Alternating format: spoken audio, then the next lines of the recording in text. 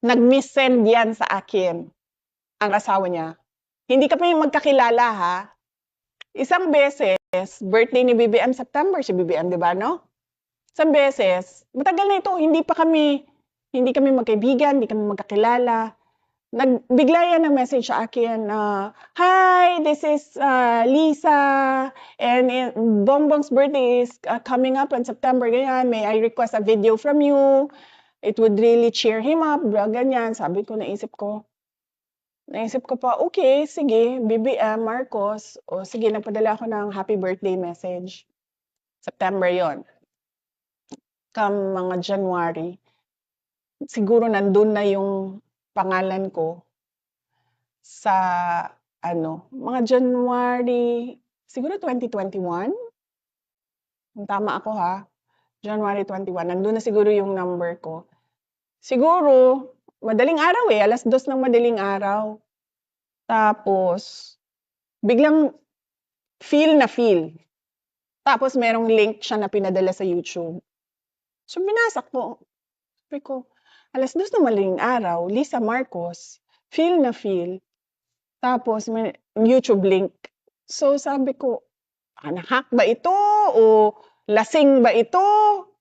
Tapos naisip ko, baka lasing to kasi alas 2 ng madaling araw eh. Diba? So, inopen ko. Pag-open ko nung link, speech ko. Nagsi-speech ako sa Tapang at Malasakit.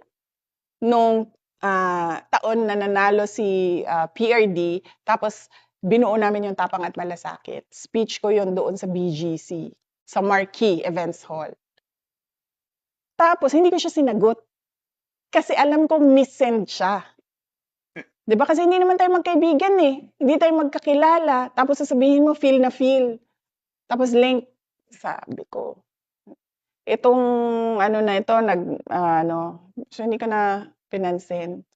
Tapos, mga 1-2 days after, chinek ko yung kanyang message. Dinilit niya. 2. So sabi ko, tama nga. Ito? Miss-sent. Wala siguro sa tamang pag-iisip na. So, nakamisend. Oo. So, sabi ko, tama nga. So, skin-recap ko yun. Ganyan. Pinapakita ko yun sa mga kaibigan ko. Tingnan nyo, may galit sa akin to. Ganyan. So, alam ko na yun. Alam ko na yun na hindi niya ako gusto.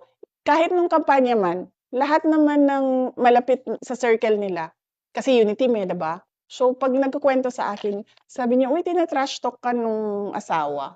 Sabi ko, oo nga eh. Sabi ko, pero wala naman silang ikaka-insecure sa akin eh. Tumakbo na nga akong vice president eh. Tumutulong na nga ako sa bayan, sa kanila. Grabe, no?